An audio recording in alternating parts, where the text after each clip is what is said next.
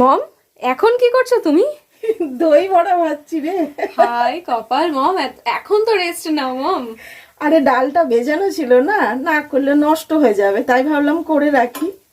তো এক থালা নিচে, এই যে এটা এক থালা, হ্যাঁ ওখানে আরেকটু হচ্ছে, হ্যাঁ, আর এখানে আরেকটু হবে। আর একটু হবে। হ্যাঁ, মম এখন দই বড়া মম, আজকে হোলি না মম, কালকেও হোলি না। আরে হোলিতেই শুধু খেতে হবে নাকি?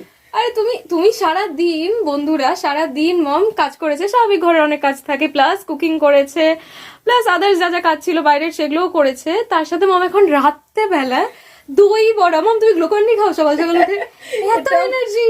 এটা আমার নেশা তো, এটা আমার নেশা, আমার খুব ভালো লাগে করতে।